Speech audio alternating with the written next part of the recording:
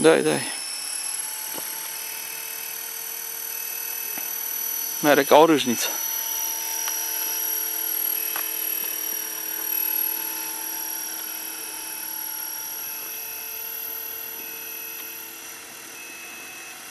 Trei de.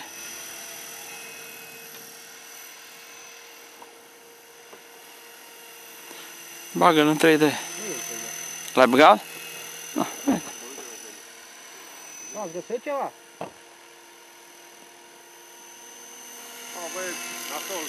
De ce? Dar voi ai găsit-o? Da, unde s-o găsim? N-am văzut unde a căzut. Păi n-am văzut nimeni pe acolo. Eu le trag câini, i-am rupt hainele în gardul de sân, mai. Am trecut prin grădini la oameni. Haide capul. Am spus prin ca să-mi dați bani, poate facem o chete, luarea domn Pojar de anul nou, o aripă. Nu, i-a dat treaba.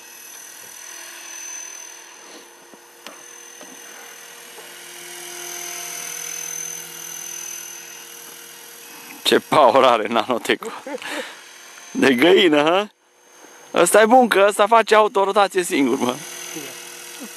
Bateria asta. Deci nu e bună, adică... Bă, nu mi se pare bună, he? Da. Du-te că a fost bun când făcea 3D cu el. TikTok-uri la greu.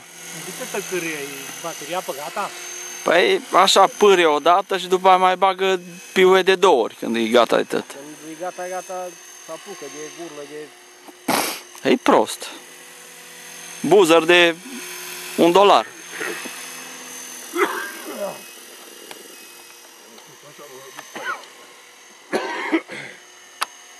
Să mă țin de 2 săptămâni tot cu tufe.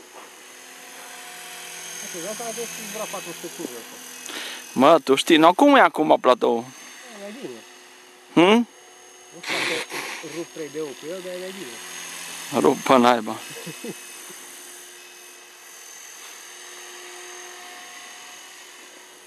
Pane, elicopter domn Pojar. Dar nu le cumpărăm așa.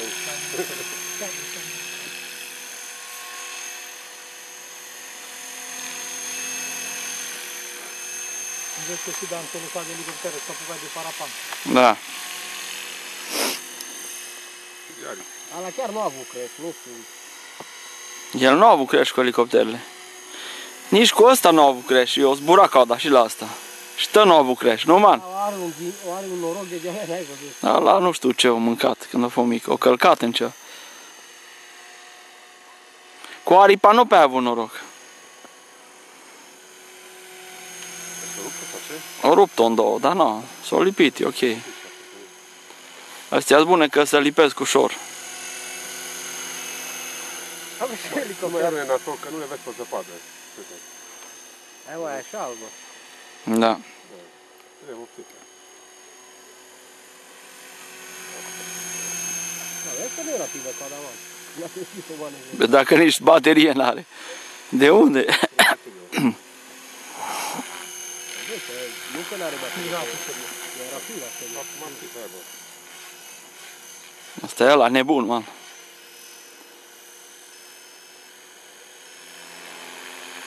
Nu te dai de știi că se întoarce cu toată, nu? Dar nu se întoarce cât vrea el. Ia cercul, ce frumos are.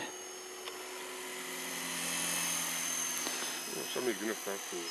Da, mă, dar eu ăsta nu l-am luat să zbor în casă, că el nu e așa. Unde să... De artă acolo. Apoi trei casă. Ha? Trei casă. Artă și mână. Asta e mână, că ea trebuie să facă. Oi, oi. Mai are 4,50 ăsta de nemunești, mă. Eu l-am zburat cu urnitul în casă și eu nu să zbur cu 400 în casă. Da, cum? Alte chestii, cu târă. Cu flybar-ul n-ai treabă. Eu cu ăsta, cu 0 grade, nu știu ce, dar orice hard de întunerică, până la minus 10, e ca peste sumă. Păi nu știu, pe high-tech scrie clar, minus 10 și 50 de grade. High-tech-ui. Chestia de electronică. Bă, toate scare de firmă sunt ok. Și Futaba iară mere. Minus 20 și 60. Alea încă-s marele. Am zburat cu benzinarul meu la minus 10 grade. Nici o treabă la Bine, mă, acolo sunt încălzite la motorul. Aia că Bine, mă. la benzinar, la ăla meu cum era proiectat cu canopia și cu aia, la meu iarna așa îi plăcea, vara, nici copil, deci la iarna așa bine zbura din... Trebuie să ies cu benzinarul, mă. Stă bine coada acum cu 40, nu? Cred că... Ha? Oh, gata, Da, dă jos, altă.